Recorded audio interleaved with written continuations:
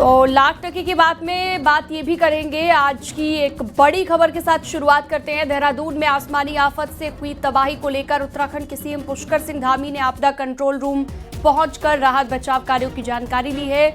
उन्होंने आपदा से हुए नुकसान का आकलन किया और अधिकारियों को राहत कार्यों को लेकर जरूरी दिशा निर्देश दिए हैं।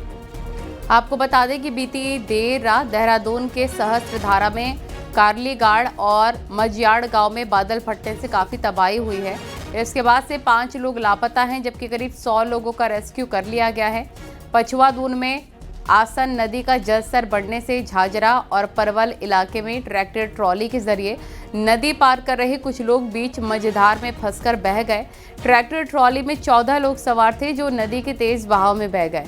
अभी तक 8 लोगों के शव बरामद हुए हैं, 2 लोगों का रेस्क्यू किया गया है, जबकि 4 लोग अब भी लापता हैं, जिनकी तलाश अभी की जा रही है। आपदा को लेकर पीएम मोदी और अमित शाह ने सीएम धामी से बात की है। बादल फटने से आई तबाही की जानकारी ली गई और हर संभव मदद का भरोसा दिया गया।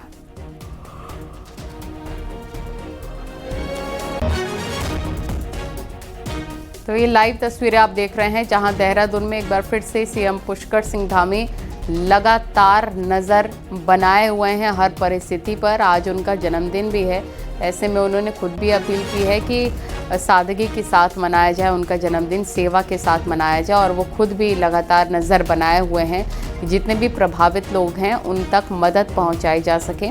कई लोग लापता हैं, उनको भी ढूंढने का प्रयास किया जा रहा है। 100 से ज़्यादा लोगों का रेस्क्यू भी कर लिया गया है।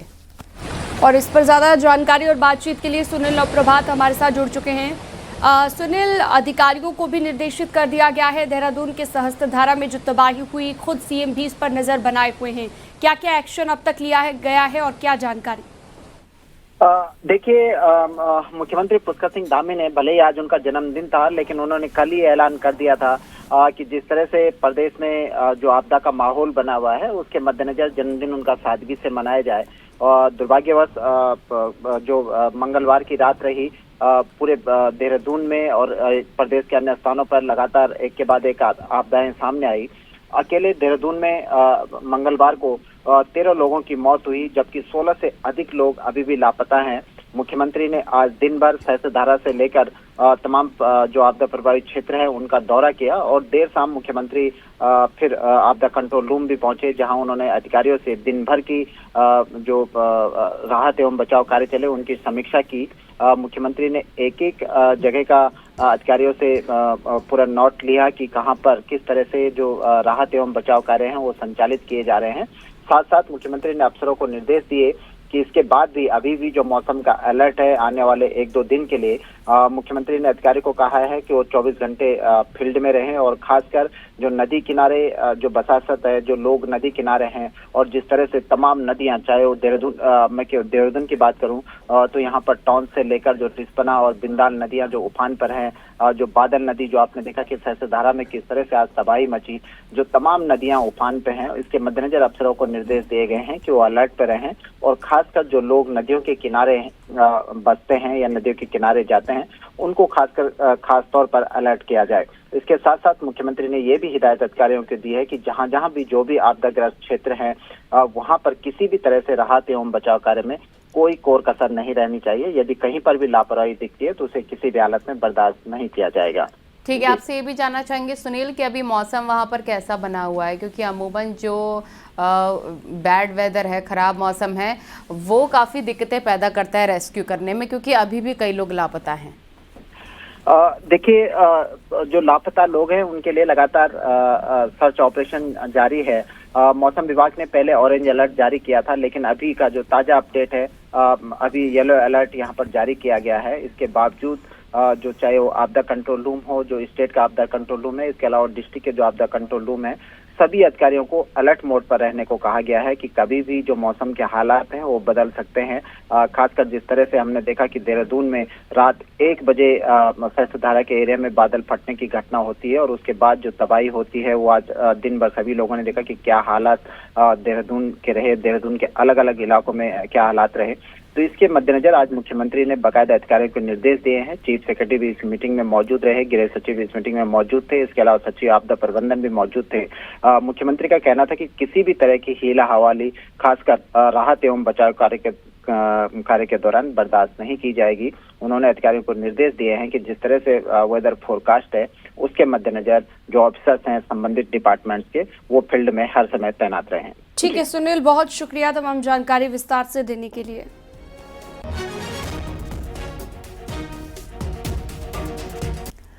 तो मॉनसून ने जो तांडव दिखाया है उससे देहरादून का सहस्त्रधारा बर्बाद हो गया है।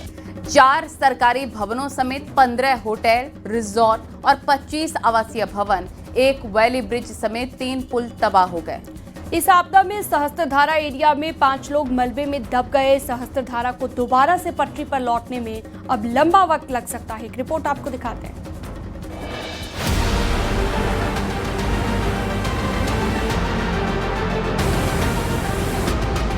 मेरे को एक बड़ा पत्थर मिला तो सर मैं तैर के थोड़ा उस बड़े पत्थर पे अटक गया, तो उस बड़े पत्थर को पानी ने उठा के फेंक दिया सर दूसरी जगह। वहाँ पे एक बड़ा सा पोल था तो मैं उस पे चढ़ गया सर, 10-15 मिनट उस पे रहा। तो उसके बाद सर फिर मैंने मरना तो है ही, मैंने कहा यहाँ पे भी रहूँगा मरूँगा, वो हिलने लग गया सारा, तो मैंने छलांग लगा दी सर, पोल से ही सर। तो छलांग लगाने के बाद मैं बच गया सर। ये है सहस्त्रधारा के आगे मजियाड़ गांव के एक होटल में वेटर की नौकरी करने वाला देवीलाल थापा। बादल फटने के बाद आए मलबे में बुरी तरह घायल हुए देवीलाल थापा को एक नई जिंदगी मिली है। मजियाड़ गांव में ही एक ही परिवार के 3 लोग उस समय मलबे की जद में आ गए जब वे घर के पास ही पंचायत भवन से सामान समेटने की कोशिश कर रहे थे। पहाड़ी से हुए भूस्खलन की जद में पूरा पंचायत भवन कई फीट ऊंचे मलबे के ढेर में दब गया। मजियाड़ गांव से लगती हुई बहती है बादल नदी और नदी के दूसरे किनारे पर है कारलीगाड़। कारलीगाड़ गांव के ठीक ऊपर बादल फटा और फिर तबाही का हजारों घन मीटर मलबा बोल्डर गांव को रौंदते हुए बादल नदी में आया और फिर नदी के सामने जो आया तिनके की तरह बहता चला गया।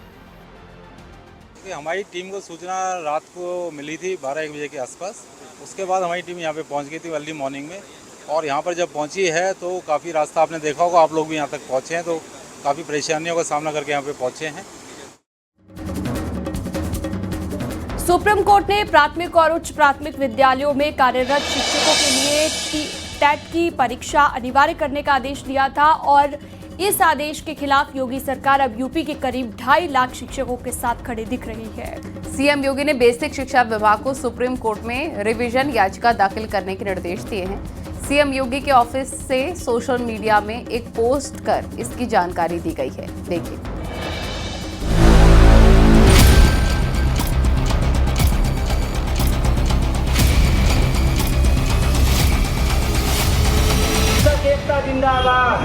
सुप्रीम कोर्ट के एक फैसले से यूपी के लाखों शिक्षक की टेंशन बढ़ गई है।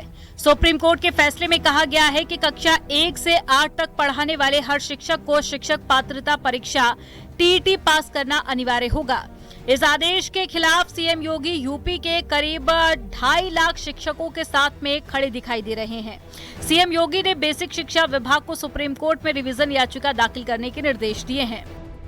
शिक्षकों के लिए टीईटी अनिवार्यता के सुप्रीम कोर्ट के फैसले के बाद मुख्यमंत्री योगी आदित्यनाथ ने विभाग को ये निर्देश दिया है कि इस मामले में सुप्रीम कोर्ट में रिवीजन दाखिल किया जाए। सीएम का कहना है कि प्रदेश के शिक्षक अनुभवी हैं और सरकार समय समय पर उन्हें प्रशिक्षण देती रहती है। ऐसे में उनकी योग्यता और वर्षों की सेवा को नज़रअंदाज करना उचित नहीं होगा। सुप्रीम कोर्ट का आदेश है कि जो शिक्षक पहले से नौकरी कर रहे हैं और जिनकी सेवा अवधि 5 साल से ज्यादा बची है, उन्हें अगले 2 साल में टीईटी पास करना ही होगा, नहीं तो उनकी नौकरी खतरे में पड़ जाएगी। सुप्रीम कोर्ट के आदेश ने शिक्षकों को आंदोलित कर दिया है। यूपी के अलग अलग जिलों में शिक्षक सुप्रीम कोर्ट के आदेश के खिलाफ प्रदर्शन कर रहे हैं, जिसको देखते हुए आज माननीय मुख्यमंत्री उत्तर प्रदेश सरकार द्वारा शिक्षकों के सेवा भाव, उनकी आवाज को सम्मान देते हुए उत्तर प्रदेश शासन को माननीय सुप्रीम कोर्ट में रिव्यू पिटीशन दायर करने के लिए निर्देश जारी कर दिए। इस संबंध में हमारे उत्तर प्रदेशी प्राथमिक शिक्षक संघ के प्रदेश अध्यक्ष आदरणीय श्री सुशील कुमार पांडे जी द्वारा माननीय मुख्यमंत्री उत्तर प्रदेश सरकार को समस्त लाखों शिक्षकों की ओर से धन्यवाद ज्ञापित किया गया है। उत्तर प्रदेश एक ऐसा पहला राज्य है जो सुप्रीम कोर्ट के इस आदेश के खिलाफ रिवीजन दाखिल कर रहा है। सीएम योगी के निर्देश के बाद में शिक्षकों में उम्मीद जगी है। कोर्ट ने आदेश दिया है कि कक्षा 1 से लेकर 8 तक पढ़ाने वाले सभी शिक्षकों को 2 साल के भीतर टीईटी पास करना होगा। ये सिर्फ नियुक्ति ही नहीं बल्कि नौकरी जारी रखने और प्रमोशंस के लिए भी ज़रूरी होगा। यहाँ तक कि जुलाई 2011 से पहले नियुक्त हुए शिक्षकों को भी इसमें शामिल किया गया है। अब सीएम के इस रुख से शिक्षकों को उम्मीद जगी है कि उन्हें जल्दी ही टीईटी अनिवार्यता से राहत मिलेगी। कैमरा पर्सन मनोज शाही के साथ नितिका दीक्षित, न्यूज़ 18 लखनऊ। पीएम मोदी के जन्मदिन पर देश भर में विशेष कार्यक्रमों का आयोजन किया जा रहा है और दिल्ली में वृद्धाश्रम में विशेष सेवा की गई। वाराणसी में हवन पूजन और जलाभिषेक कर पीएम मोदी स्वस्थ जीवन की उनके कामना की गई। वहीं प्रयागराज में देखिए आश्रमों और गुरुकुलों में अनुष्ठान भी हो रहा है। श्रृंगवीरपुर धाम में पीएम मोदी के जन्मदिन पर हवन अनुष्ठान का आयोजन किया गया। सोनभद्र में प्रतिभा सम्मान समारोह और नमो मैराथन का आयोजन किया गया। लखनऊ में कौशल महोत्सव का आयोजन किया जा रहा है। वाराणसी में बीएचयू से लड़की ने पीएम मोदी पर पीएचडी कर उन्हें जन्मदिन का तोहफा दिया है। वहीं पर देखिए गुजरात में भी पीएम मोदी की उपलब्धियां शानदार तरीके से पेंटिंग के माध्यम से दर्शाई गई।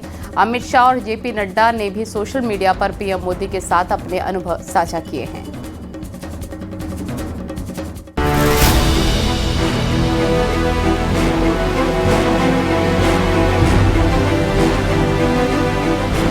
पीएम मोदी का कल 75वां जन्मदिन है, लेकिन उनके संसदीय क्षेत्र वाराणसी में जश्न और पूजा हवन शुरू हो चुका है।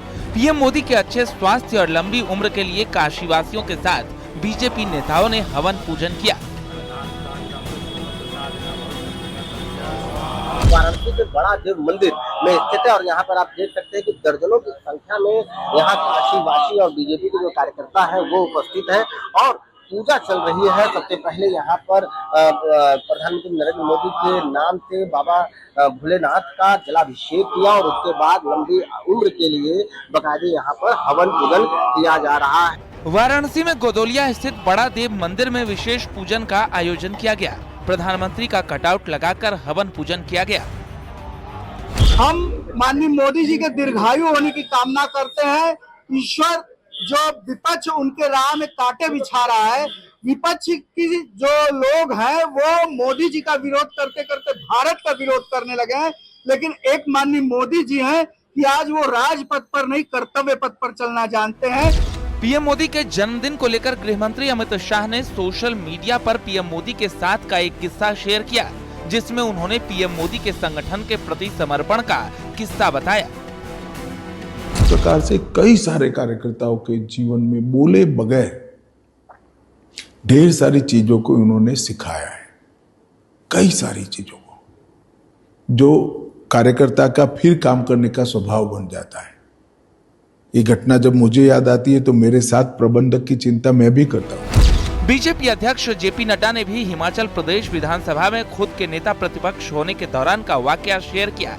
उस वक्त पीएम मोदी हिमाचल प्रदेश के बीजेपी के प्रभारी थे। उनका आपका संवाद कैसे होता है? मैंने कहा संवाद तो विधानसभा के अंदर ही होता है। तो कहा इससे काम नहीं चलेगा, आप एक काम करो, आप विपक्ष के नेता हैं, आप पूरे प्रदेश में सूचना दे करके पब्लिकली कि विपक्ष का नेता इतने बजे इस सर्किट हाउस में दिन भर लोगों की ग्रीवेंसेस को सुनेगा और 2 दिन लगाओ, रात्रि रुको, कार्यकर्ताओं से मिलो, सबसे बातचीत करो। पीएम मोदी के जन्मदिन पर दिल्ली स्टेट हज कमेटी की चेयरपर्सन कौसर जहां ने सेवा पखवाड़ा के दौरान वृद्धाश्रम में विशेष सेवा कार्यक्रम आयोजित किया। वृद्धाश्रम के लोगों को भोजन कराया और वस्त्र वितरण किया। Bureau report, news 18।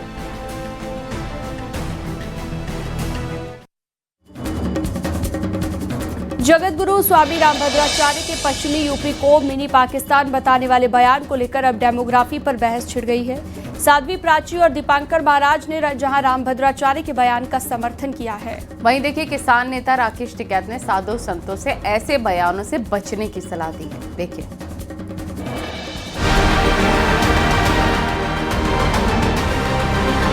हिंदुओं पर बहुत संकट है। पश्चिमी उत्तर प्रदेश में आकर लगता मानो ये मिनी पाकिस्तान है, ऐसा लगता है। अब हमें मुखर होना है, हम ऐसा नहीं होने देंगे, जो कुछ हो जाए। जगतगुरु रामभद्राचार्य के इस बयान का हिंदुवादी नेता साध्वी प्राची ने समर्थन किया है। उनका कहना है कि वो 20 साल पहले ये बात कह चुकी हैं। हमने तो 15 साल पहले, 20 साल पहले कहा था कि पश्चिमी उत्तर प्रदेश मिनी पाकिस्तान बन चुका।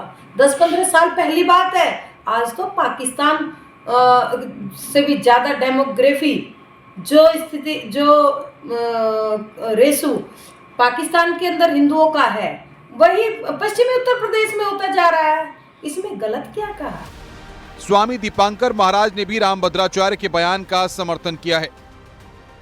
मेरे पूज्य हैं, क्योंकि उनका आशीर्वाद मेरे ऊपर है, मगर इतना सा जरूर कहूँगा कि परिस्थितियाँ बहुत सकारात्मक नहीं हैं कि मैं उनके बयान को नकार दूं। बहुत सारी चीज़ें अजीबोगरीब हैं। कौन सी यात्रा है जो बिना थूक और पत्थर के होती है? कौन सी यात्रा है जहां फलों पर थूक लगाकर और जूस में थूक मिलाकर दे दिया जाता है? तो मुझे लगता है उनका चिंता करना जायज़ है। वहीं किसान नेता राकेश टिकैत का कहना है कि बीजेपी जो चाहती है, आजकल कथावाचक वही बोल रहे हैं। भाई धर्मगुरु भी वही कह रहे जो सरकार चाह रही। इस तरह के बयान नहीं देना चाहिए। अगर कोई मुस्लिम धर्मगुरु इस तरह के बयान दे दे तो उसके खिलाफ कार्रवाई होगी। नहीं, महाराज जी को इस तरह के बयान नहीं देने चाहिए। जगतगुरु रामभद्राचार्य ने इस्लाम में महिलाओं की दुर्गति पर भी बयान दिया। इसका बीजेपी नेता संगीत सोम ने समर्थन किया है। जितनी दुर्गति इस्लाम परंपरा में महिला की हुई, ऐसे कहीं देखी नहीं जाती। एक एक महिला से 25-25 बच्चा पैदा करना,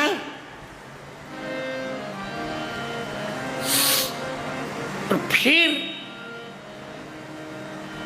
उनको वृद्ध होने पर 3 बार तलाक करके छोड़ देना। इस्लाम धर्म में महिलाओं का सम्मान कभी नहीं किया जाता। कहाँ करा जाता है? महिलाओं को बच्चे बनाने की मशीन सोच रखा है इन्होंने। 25 बच्चे पैदा करना महिला का काम थोड़ी है। उन बिचारियों को तो इन्होंने मशीन बना कर रख दिया है भाई। तो महिलाओं को भी इस सब चीज का ध्यान रखना चाहिए और इनका विरोध करना चाहिए, इन गलत चीजों का विरोध करना चाहिए। रामभद्राचार्य के बयान पर सियासी घमासान तेज हो गया है। कई मौलाना भी उनके बयान पर ऐतराज जता चुके हैं। Bureau report, news 18, Uttar Pradesh, Uttarakhand.